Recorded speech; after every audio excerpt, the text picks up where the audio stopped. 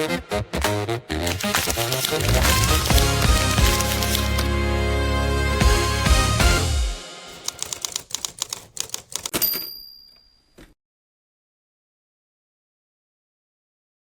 everybody. Welcome to Unpatched, the podcast by SharkStriker, where we talk about the gaps in cybersecurity that nobody wants to admit and are still open. So, I'm Ajay Nawani, CEO of SharkStriker, and I've been in industry since more than 3 decades. The one thing hasn't changed. The threat landscape keep on changing, but the mistakes don't. And today's the episode is something very interesting. It is related to the startup and more towards the AI attack, and how do these startups balance, because they would like to secure their organization, they have a smaller budget, okay, and the attackers are being more smarter, faster, and by leveraging the AI. So we're going to unpack why the startups are the prime target now and how founders build the real cybersecurity without an enterprise budget. My guest today is Don. He's the founder and CEO of MacDon, and he has spent a good amount of years in the insurance companies where he has secured the health and the pension and the financial kind of data. Today, he is building his own SaaS based platform in Ghana, West Africa, and holding the customer's most sensitive data. And he is now building up a security as well for the SaaS based platform. So, welcome, Don, to this unpatched episode of Shark Striker. Thank you, AJ, and thank you to your listeners or your viewers as well for having me as your guest. I'm privileged to be on your show, and I am so happy to discuss such a very important topic like this. And I must say, I'm very happy when you gave me the invite. Yes. So Great. thank you again. Thank you. It's my pleasure as well. So let's begin. I mean, the first and the most common question is that you have handled a lot of sensitive data during your insurance life, okay, where you used to head the insurance technical operations and everything. Now you're a founder, right? So what Yes. keeps you up at the night that didn't before? Wow, that is a good one there. Okay, so let me say that when I found myself in the insurance space, yes, my background has been a developer or a software engineer, and with databases and security or cybersecurity. So I realized that insurance is all about data, and it's not just about data, but a clean data, specific data that they need to get a process done. So now the question is how was data managed or processed? Yes, I realized data was moving from one channel to the other. That is from users, or the distribution team or the sales team, and then to the back office. That Right. is the insurance operations. Yes, they have a back office for automation in terms of workflow. Yes. And Yeah. then finally, it goes into the legacy system or the main core insurance system. Yes. So the challenge I realized was that when it comes to data democratization, in other words, preparing data for use, I realized Mhm. that it was manual. And then finally, they look at the manual data that is on paper, and then they capture into the legacy system. That is the underwriting process with the underwriters. Yes. Right. I realized that the whole data flow was the customers from the staff to the legacy system, which means they were missing the transactional data. For example, how it started, where it went to the approval process and all that, which require audit trail and all that in the future to know what transpired before it even went into the legacy system. So that was a bigger challenge that we have to fix that. So we were able to see that, no, we need to monitor the flow of the data. So we need to now implement supporting application, build supporting systems to handle that kind of flow before data goes there, so that end to end, you're able to manage the customer engagement even after the policy was underwritten or had gone under rating process. And when there is a claim, how the claim was paid, the levels of approval that it went before it got paid to the customer, and all that, or even the premium collections. whether the person paid fully or the recurring process, how it is done, whether there's a double deduction, whether there is sorry, there is a refund that they need to do and all that. Yes, we need to have those all captured, because in the generic system or in the legacy system, you won't find that process. So monitoring the flow of the data was very complex, and it was actually making clients unsatisfied. In other words, it wasn't meeting the customer satisfaction process. So we have to build in-house system to take care of that. Now, when I became a founder, and to your question, that what is my nightmare now is that I would say first, let's say it was me, and then with a team, with the one company that I was working. But Yeah. now as a founder, I realized that if just a simple one company has this kind of issue, then what I keep thinking about and is making me or giving me sleepless nights is that these are big companies that I work with, and look at the kind of problem they were facing. Though the question I ask myself is, how would the very small companies or the medium size and that are also coming, especially the startup insurance companies that are coming, that do not also have these kind of systems in place, which means they're also going to grow their data to that side before they think of doing all these things. So I realized that no, we need to build a robust system that will take care of when it comes to of the customer relationship and the data flow and all those things that I mentioned earlier, to make sure that the business is able to use right from the beginning. And even if you have also grown, you can also still use the system and then be able to get your data integrated within that solution. So basically, that is the nightmare that I've had, and we are still trying to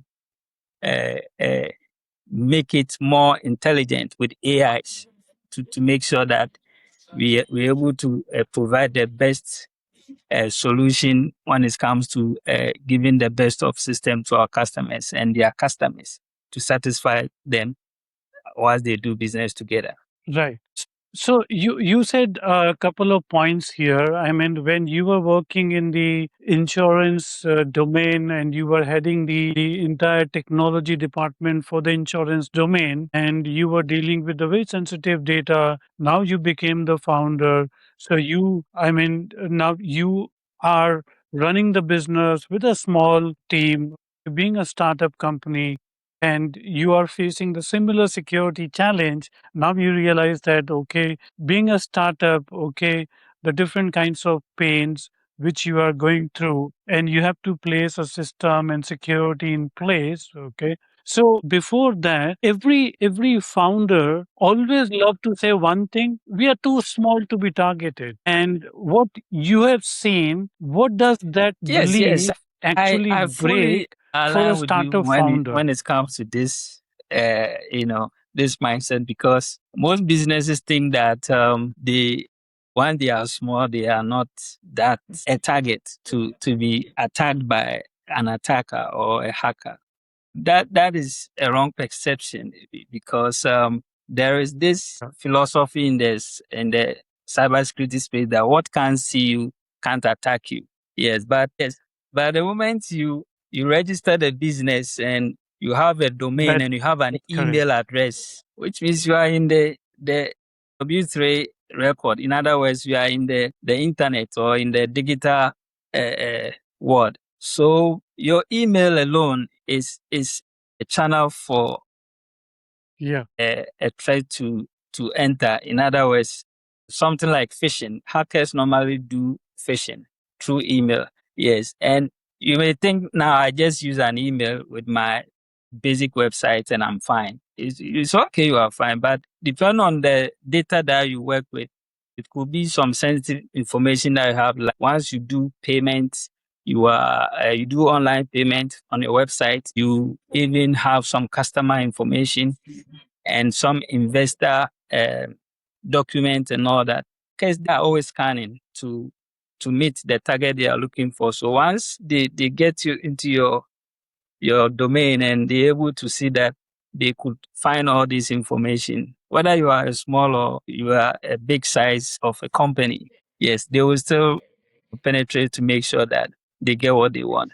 So for me, you need to start from the beginning. Everything starts from afresh, and you need to implement cybersecurity at the very beginning as a business, and then go with it so that you're able to measure the way your company is going online, and then you're able to align when it comes to your protection, when it comes to your customers, when it comes to the protection of the customer, the protection of you yourself as a company and your staff, including other partners or all other stakeholders as a business, even as a small that you are as a company. Yes. So basically, that is my opinion around that. Yeah. Yeah. So, you made a very important point here is that as soon as you become online, okay, you have your online presence, okay, in the form of website, or you have an email ID, right? And you are using that communication or email ID in so many different kinds of transactions and the websites.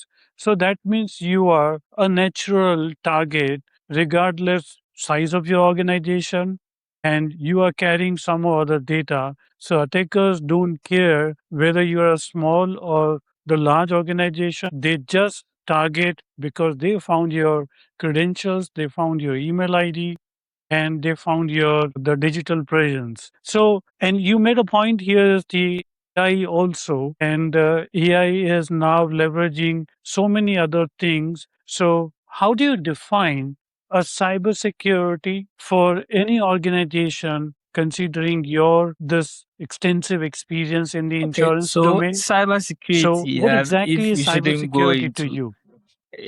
more, go into it more technically, I would say that it is simply protecting our digital world, and it has to do with when it comes to system and the data that the company also uses or used to operate. Because once you're operating as a company, data is key. Finally, the people. Yes. So these are the three things that when it comes to cybersecurity, you try to protect. And why are you protecting? You are protecting them from unauthorized users. Like people who don't have to have access, not just even those in the company. Even with the company, you need to restrict users on some Yeah. sensitive data. And it all falls within the cybersecurity because the end goal is to protect the system itself, to protect the data, Yeah. and then protect the people in terms of everyone. So you protect the privacy of the people, you protect the privacy of the data, and then you also protect the integrity of the system to make Yeah. sure that they all work together. And that is all about cybersecurity. So if you need to explain to a baby, you want to say that it's like closing your what do you call your office online. Yes, something like that. Like having the key to close your office online whilst you go to sleep, so that Yeah. the security is able to take care of these three assets that I've spoken about. Yes. So that is my thought on that. Now that's a good analogy. Now you know that the AI is, we are in the era of AI. Every organization is using some kind of AI augmented solutions. Okay. They're using AI on a day to day chats as well as the applications, automations, and everything. Okay. So I'll give you one of the example of the AI driven threat, the deep faked videos, okay, or maybe the deep faked voices of founder asking their junior team members to send something very urgently. Okay. So what do you think? How well would that trick work today? Because the juniors hears your voice exactly the same. They see your In fact, video and there's a urgency is also whenever attached to that thing. when this AI code thing emerged, I see that is where we need to seriously start with cybersecurity, because even without the AI, phishing and reverse engineering is actually something that is even finding its way into an organization. And AI is, especially when we should talk about generative AI or Yeah. agentic AI, where AI could have exactly my voice, can Yeah. even have my image, Yeah. and is able to behave the way I am. And to your scenario, there is a voice, Yeah. especially now that we work remotely and we use systems, maybe there is an AI from what you said with the deep voice that is telling a junior staff to do A, B, C, D. True. It's something that for Deep me, video. they require training in Yeah. terms of identifying threats and then trying to also verify. So it's all about being very careful in terms of ensuring that whatever is giving you directive or whoever is giving you directive, whether it's a system or a human being, which is not physically that needs to be verified, needs Mhm. to be authenticated to ensure that it is the exact person or the exact identity, let me put it that way, that is actually instructing you before you commit to, revealing some kind of sensitive information because they are juniors. And this, from your question, this really has to go to the juniors, to the juniors, because juniors need to be trained. Yes, and in organization, whether small or big, the very juniors are the people that are more or less like they are naive. They are now trying to learn, especially those from school who just come to companies for national service or the internship, True. and then they become a fair staff. And most of the time, they don't understand these governance and they need to be trained in terms of cybersecurity. Cybersecurity is not for just Yeah. IT experts or the IT department. Yeah, employees need to be taught, or they need to be trained on how they Yeah. need to understand some of these things to be able to respond to a tricky communication like this that is going to end up retrieving a very sensitive and a very important information in the organization. Yes. Perfect. So you made couple of very interesting points. Is that first thing is that the cybersecurity is not just the responsibility of IT function or maybe the security team within the organization. It is collective responsibility of each and everybody working in the organization. Second most important point is that awareness is the key because each and every employee can become the target, right? And they needs to be fully aware in terms of various kinds of attack, very generic one. For example, the deepfake videos or the recorded audio showing the urgency. So that kind of awareness should be there. Other third point which you said is that the junior people they become the soft target because they always get contacted by the senior and Exactly. they feel it, oh okay, if CEO Yes. is contacting me, that's most important thing and I need to respond it immediately, and they get into that particular trap. So they needs to be trained enough and double check who is contacting and whether that person supposed to be contacted or not, okay, and what exactly is being asked by that person is very Yes, I wanted important. to So add that's a this to good it. point. So most Now of the time too, you it are a also boils down founder to the standard and operating you are in procedures. Ghana. And Yeah. most of the time, the senior levels in organization, they try to Yeah. overlook the process. Because, for example, when you have issue with the IT and with whatever, with your machine or any technical issue you may have, there is a help desk or a service desk delivery, which is being Yeah. backed or being Yeah. driven by an IT governance, which is an IT Right. framework to take care of incidents and problems. So this is not a respecter of whether you are a senior level or a C level or whatever. You need Yeah. to be compliant. So here, compliance is very important. You understand? So that whether you are even a CEO and you have an issue, or you are any C level, a senior manager or executive member or whatever, you need to be compliant to know that you need to go and use the system to start the process. That way, it gives some relief to the junior staff to know that they are doing the right thing. So that is also able to loop all and sundry or everyone within the framework to prevent these security measures. So policies and governance within the IT is very important to ensure that employees are compliant to go by the best practices of the standard operating procedure to restrict or prevent any mitigation and any problems. So that is one thing I wanted to add to that when it's come to compliance and within the IT governance. Because most staff, once you implement these kind of processes, they are not happy. because initially they were not doing like that. And that is why this thing needs to start from the beginning, so that when they join early in the company, they know that that is it. Then they'll go it until later when you implement, they become skeptical to adapt, or that learning curve becomes a problem. Yes. Thank you. Thank you for that.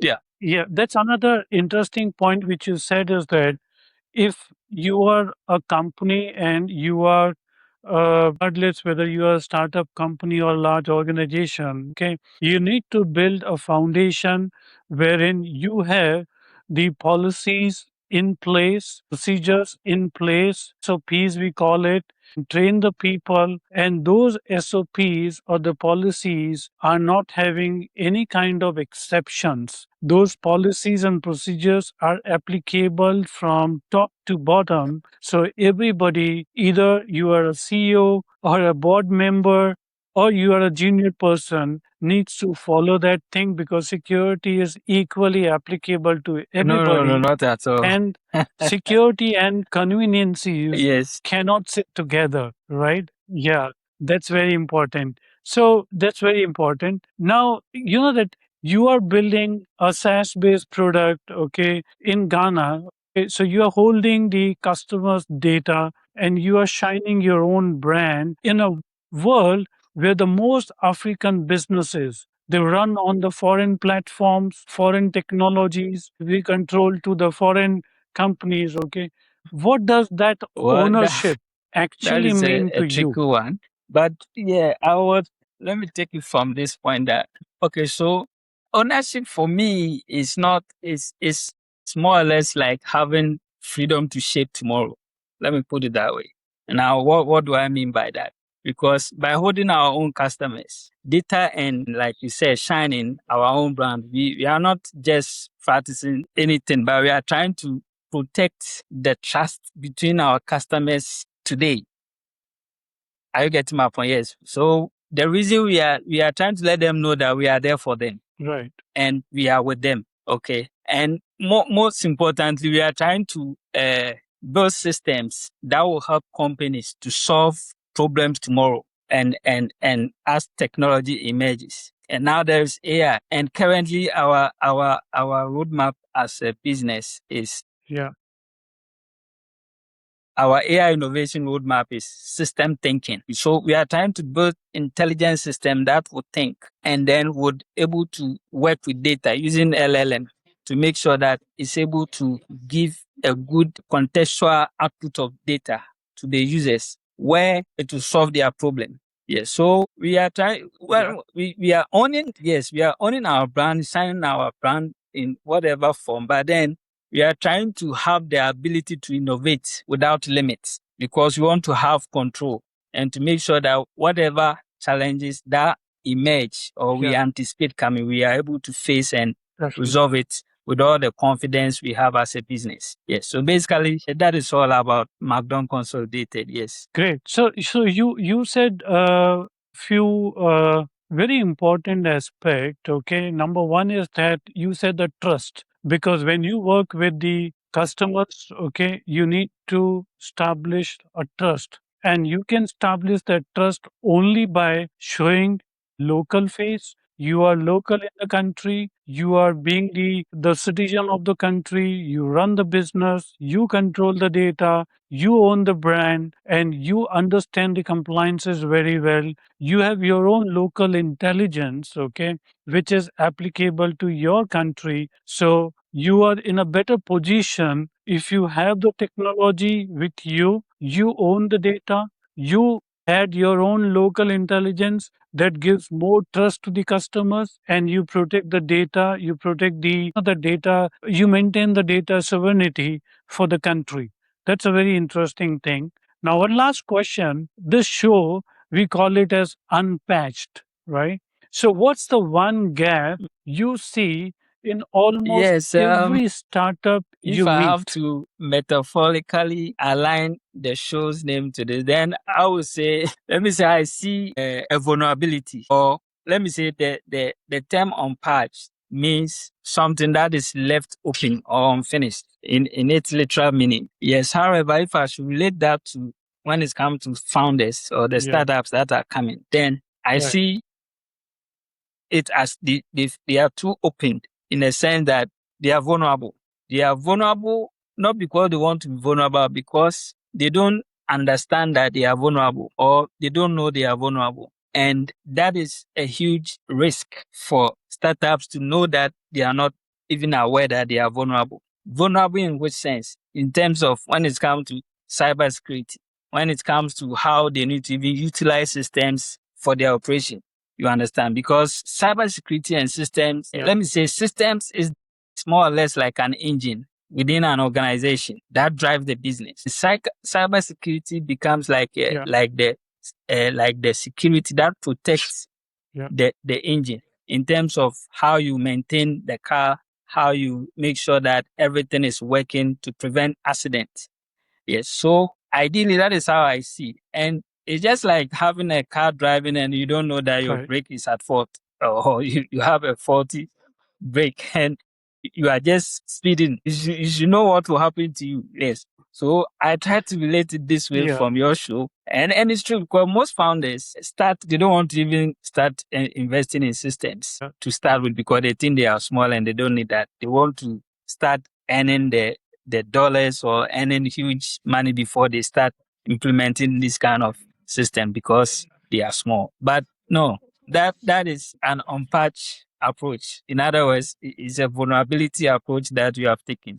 Yes. So it's time founders need to see that investing in cybersecurity and in systems to make sure that their business is able to run the way it's supposed to get the way the business is supposed to deliver to prevent all these risk factors and to make sure that everyone is safe, including their customers.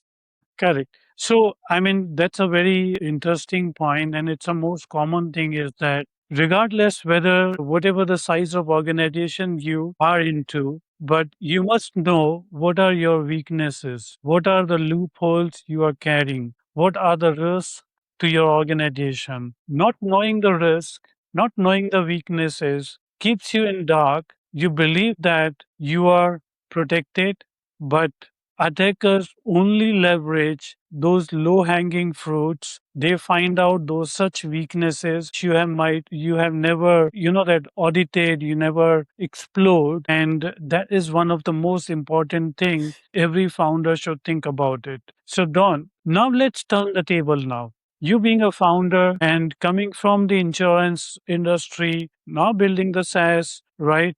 Now, what do you expect from a cybersecurity companies, the product and services company like us? Okay, what you would like Yes, to of course. know more about the You cybersecurity see, there is perspective? a saying that when you lack knowledge, you perish. Yes, because once you have insights on what will take care of Yeah, you, then you need to go for it. Yes, and for me, I think even founders should take a yeah, course on cybersecurity to understand some of these things, and that will help them to make good decisions and to tell their board or to tell their management team that this is what we need to go for, or this is what we need as a company.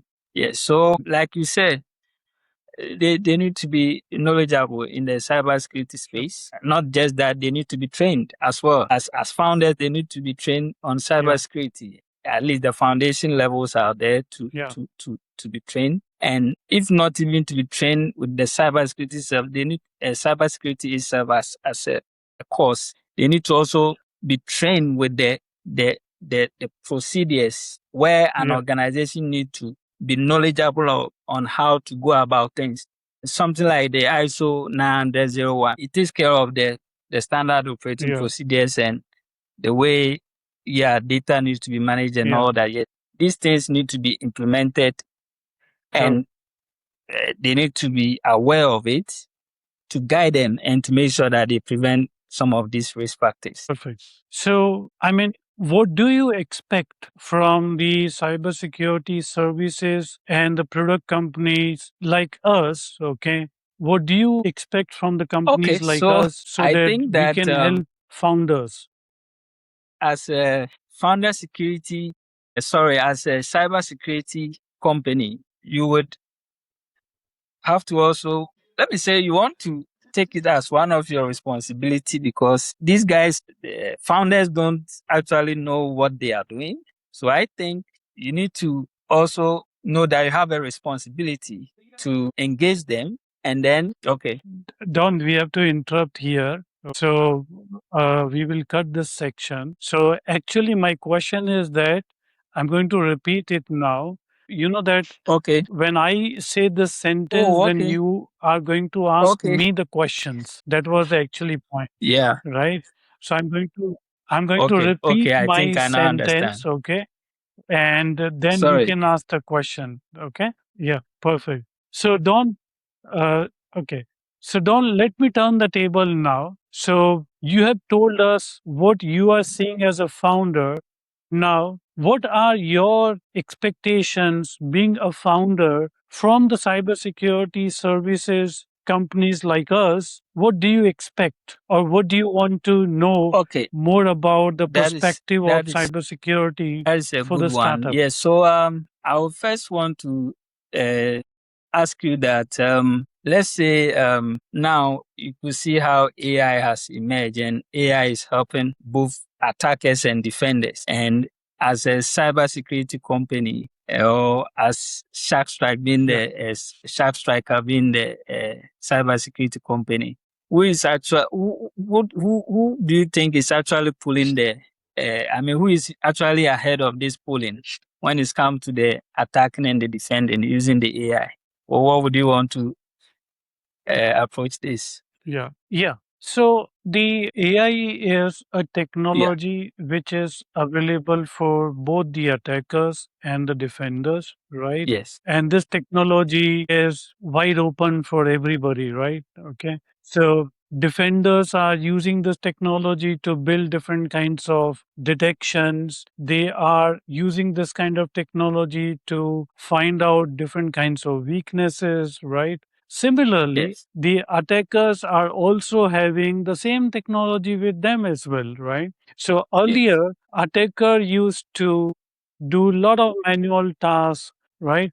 And now they are being very fast, cheap, because they leverage the LLMs, they leverage the automation. So with the help of AI, whatever the things they used to do previously used to take a lot of time, and now the automation, the AI driven tools, they are making their life much easier because they are quickly able to find out what are the weaknesses, and the attack which used to Yeah. take maybe days, now it takes just an hour, okay? And the attackers are also leveraging the AIs in various things like we spoke about, the deepfake videos, deepfake voices, right? And the attackers are also luring the organizations by maybe having the lot of AI-based applications freely available on the GitHub repositories, and people are using those applications. So, I mean, AI is being used by both the sides. Now, whoever uses it in a much better and a much faster way is going to win it. So right now, the both the defender and attacker will have to, I mean, uh, use the AIs and make sure the defenders are Yes. also I think expediting these are and very protecting great all the AI insight gates. that you raised, especially where you said that the attackers are now going to have speed, because now they just need a prompt to query the AI Yeah, and tell the AI to do this, because they have built their own AI to maybe handle a yeah, particular attacking or attacks on whatever that they are trying to, on whatever company that they want to attack. Yes. And it's true, because and that is going to have a lot of speed, and by the time you are aware of, or you think of going to do whatever protection, they're already gone, they've done the damage, and because they have speed over you. So that means that in as much as AI is helping the attackers, those companies must also use AI to defend, so that in as much as they are very smarter, or let me put it this way, as much as faster they are also going to meet another faster defense. Or let me say, as faster defense offensive they are, there's also True. faster defense to meet the speed, Yeah. so that it becomes, should I say, a win-win or a lose-lose, so that the attacker will not win, and then the defender will also succeed. So I agree with you, Yeah. meaning that everybody needs to embrace AI. Everybody needs to implement AI, because the attackers are with the high speed, with the higher AI logic thinking to get what they want. So you must also have the same thing to meet them, so that you're able to also protect yourself. So that is very great. And True. in view of that, I would also want to Totally ask another question. For example, let's say a founder starts a business, and for like 2 to even 3 years, he's not had any attack from any attacker or a hacker. And he thinks that he's good because he's not had any attack. And you people are disturbing him of cybersecurity, cybersecurity. But for 4 or even 5 years, he's operating now. There hasn't been any attack. And then that is his mindset. So Yeah. what would be your advice to people with that kind of mindset? That's we have observed most commonly that the businesses feel safe and secure till there is no attack. But let me tell you, they are into a kind of that they feel it that they are not being attacked, but that's a Yeah. wrong feeling because they are not being targeted yet, right? Or probably they don't even know whether they are being attacked because there are so many businesses being attacked, but they are unaware. Their data is available on dark webs or the data is being sold on many platforms. So they are still not aware. So, I mean, a founder skipping the security in today's IT driven world, it is going to be a price that they are going to pay when they realize they are being attacked, and that is too late because by that time they probably have lost a lot of data, credibility, brand impact. Okay. So it is not being lucky that they were not attacked. Okay. It is better to take the security measures proactively so that they are not attacked in future, or in Okay, case if something that is happens they fantastic. quickly So know the damages are from going to be from minimal. this insight, does it mean that even though you see yourself for that period not being hacked, the probability of your thinking that you've not been hacked is Yeah. not even true, because maybe they've even hacked you already, but it's just that they didn't cause any damage, but your information has been stolen, Correct. something like that, right? Yes. So that means that Yeah. attackers True. That's correct. sometimes do attack you without even knowing that they've come into your environment, except those who attack and then in the end they cause a damage. Would you want to, Yeah. I mean, is it exactly what you are That's trying to say? that's exactly what I said. And that is the most important point for any kind of Okay. That organization. means as an They should realize organization, it being a startup as or a earliest as small possible. or a medium or a large company, Mm. you don't have to think that, hey, for these years I'm fine. Yeah. You need to do the right thing so that you can secure data and then your information as a company. Okay, so I wanted to also ask that most founders True. today run on someone else's cloud or on their AI, and then even on their Slack, on this kind of environment. Yeah, they don't own the brand, they don't Yeah. own the customer, they don't own the data. Can that really change, or is data sovereignty a dream for a startup? What's your take on that also? You know that we were hearing a lot Yeah. in past that the data is gold. Data is going to be gold, right? Yes. The time has already come a long back. Data is the gold now, right? Everybody is fighting for the same thing. You know that data sovereignty is the most important thing. Every Yeah. organization must understand that thing. And it is very well possible, right? Because you know that if you want to build your own brand, you want to protect your country's data, Yeah. you want to establish a trust with your customers, okay? Then you should own everything. You should own the local intelligence. You should own the data. Okay. And that is quite possible.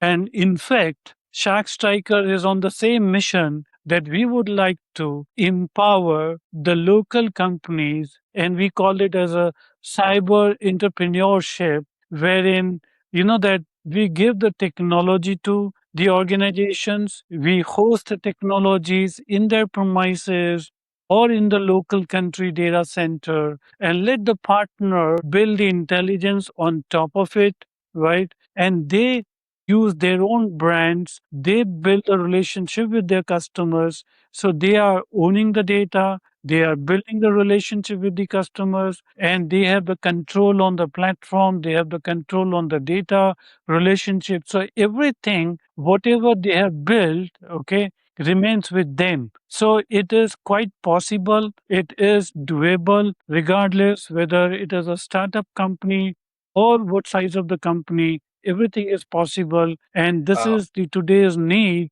of the data This is sovereignty. so true. This is so true because without this approach, I mean, it's like there's no trust. So with this also, it brings trust to the client to ensure that yes, their data is being managed or is being controlled, and then it's in the right hands. So I fully agree with you on this, um, and based on this, it leads into Yeah, compliance because compliance is also very important with this to make sure that the customer is compliant and then you as the vendor or the yeah. company is also compliant.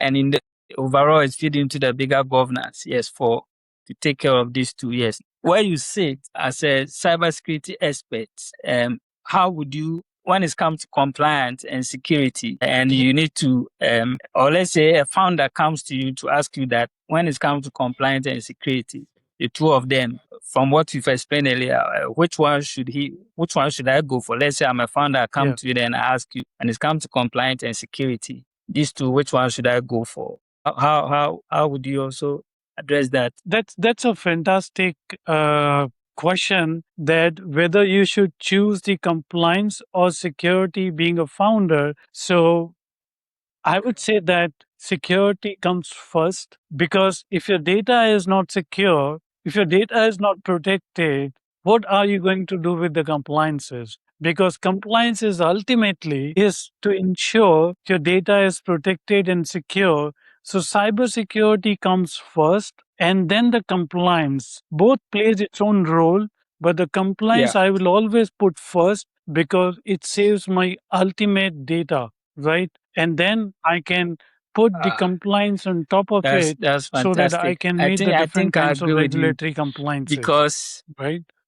um, Yeah, I see it like having a good health and you have unfinished business. I think having a good health is relating to security. yeah, Because once I have a good health, I can run my errands. I can do all the outstandings. So this is how I see that you need to that's make sure true. that your business is in good health, That's meaning true. that you need to have a good security. And once that is secured within your framework, you'll be able to execute True. whatever you have to do for them to be compliant. So I think it's true that all founders need to go for security. Not just founders, every business needs to go for security first before compliance will follow. Yes. Yeah. That's true. That's true. So, Don, I think this is exactly the conversation every founder needs to have. I mean, first thing is that security is most important thing. Ownership of data is also very important thing. You're not selling a product. You're not selling somebody else's technology. You are actually building your own intellectual. You are keeping your data, the customer's data, on your own terms. You are shining your brands in your market. And that's what we believe the cyber entrepreneur looks like. And this is the conversation I really would like to have each and every founders. So this brings us to the end of our episode, and all the listeners, viewer, okay, there's a one takeaway. The threats keep changing, but not the but the mistakes don't. In a world where AI made attacker Yes. cheaper and the faster. Yeah. Being small is no longer a hiding place, it's a target, right? If you're a founder, stop treating security as a cost. It's a foundation of the trust your customers give you and your businesses are building. And at SharkStriker, our mission is to empower the cyberpreneur. We provide the technology, you bring the local intelligence, you keep the brand, you keep the customer relationship and your trust with the customer. Your customer's data stays with you on your term, be it on prem, cloud, hybrid. And that's what we mean by the cyber sovereignty. So paradox is real, but Yes. the products has a way out. So thank you Yeah, very but much, before you everybody, go, I for wanted to ask, joining a this founder will ask podcast. you, so how And much will it Don, I cost really when appreciate he your time. breach this AI security thing? What would be a real number? Because he want to know when he doesn't scan and there is a problem. How much will it cost that? Yeah. So you know that the cost is going A to real be number. not just the dollar terms. Okay. The cost is much, yeah, the cost is much larger because once you're attacked, you are going to lose the credibility of your brand. You're going to lose the trust from your customers. Okay. And you're going to lose all the confidence of your customers. Okay. Because you know that once you are being attacked, it spreaded like anything. The news gets spreaded like anything and the every customer is going to think twice. So it is not today's revenue, it is not today's money. You're going to lose all your future revenue, Thank you. and that's Thank the you so much impact for your any show. kind of This is a attack great brings one. on the table. Thank you. Yeah, great. Thank you for having me. Thank you. Thank you very much, Don. Really appreciate. Thank you.